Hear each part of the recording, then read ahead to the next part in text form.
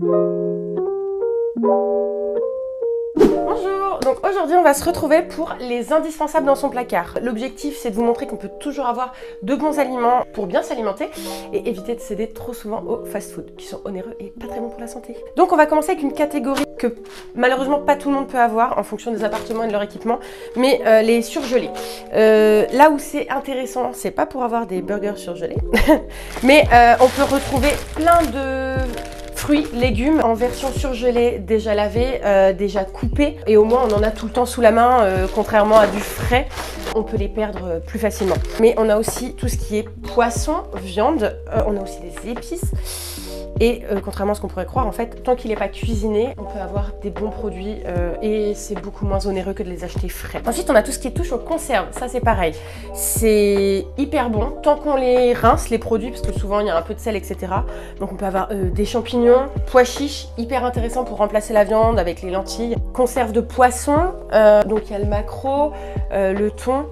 Il y a les sardines aussi. En restant dans la catégorie, on va dire, épicerie salée, moi j'ai toujours dans mon placard du soja cuisine. L'avantage, contrairement à la crème fraîche, c'est que ça se perd beaucoup moins facilement. Et en termes de composition, c'est assez intéressant aussi parce qu'on n'a pas beaucoup d'acides gras saturés. Très intéressant aussi, c'est les épices. Donc là, j'en ai sorti quelques-unes.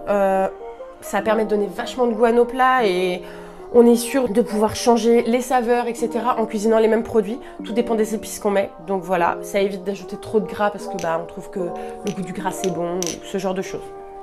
Indispensable à avoir dans son placard aussi, c'est l'huile d'olive. On la préfère vierge, bio, pressée à froid. Dans l'idéal, ça va nous permettre de cuisiner. Elle résiste très bien à la chaleur, mais on évite de mettre quand même le feu à fond parce que si vous voyez qu'elle se liquéfie trop, c'est que elle a été dénaturée et là elle est plus très bonne pour votre santé. Il faut éviter, dans ces cas-là, vaut mieux l'acheter et recommencer. Si on passe sur les céréales, on va retrouver du quinoa. Excellent. Il y a aussi le boulgour qui existe, qui est très bon également. Ensuite, on peut retrouver tout ce qui est pâtes et riz. On les préfère complets parce que ça permet une digestion plus lente et un apport en fibres. On a le flocon d'avoine et le son d'avoine. Ça permet de remplacer, on va dire, les céréales du matin. C'est la base de préparation des mueslis industriels, sauf que là, on évite du coup de le prendre tout prêt, encore une fois, on privilégie les aliments bruts. On peut l'utiliser le matin avec du fromage blanc, un fruit, quelques pépites de chocolat et en fait, vous aurez fait vous-même votre bol de céréales de substitution. Les fibres, en fait, ça nourrit le microbiote, le côlon.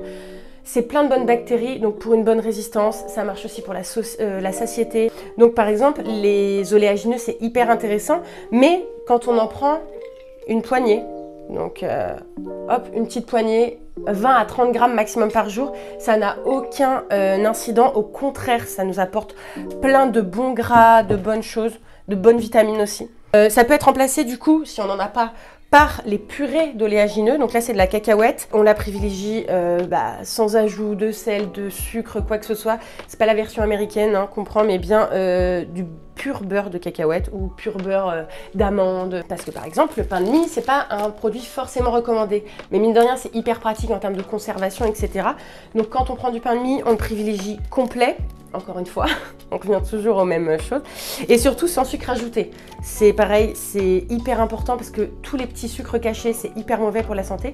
Et en fait, plus vous mangez industriel, plus vous retrouverez du sucre. Le fromage blanc, on évite le 0% parce qu'en fait, c'est pas dramatique d'avoir un peu de matière grasse dans son fromage blanc. Au contraire, ça va nous apporter des vitamines qui sont dites liposolubles, en fait, qui se trouvent que dans les matières grasses. Donc 3%, c'est très très bien. Indispensable numéro 2, les œufs. Pour l'apport en protéines, aujourd'hui c'est vrai que nous on a un peu délaissé la viande par souci de prix et je sais que c'est le problème de la plupart des étudiants. L'œuf c'est un excellent compromis parce que c'est pas trop cher encore, on le privilégie de plein air. On essaye de les prendre bio dans l'idéal, mais encore une fois on dédramatise s'ils sont pas bio parce qu'on n'a pas les moyens, c'est pas grave du tout. Mais l'œuf est un excellent compromis. La compote, très bien quand on n'a pas de fruits chez nous parce que ça se conserve hyper longtemps. On la privilégie encore une fois sans sucre ajouté. Il y a plein de goûts différents en fonction des goûts de chacun.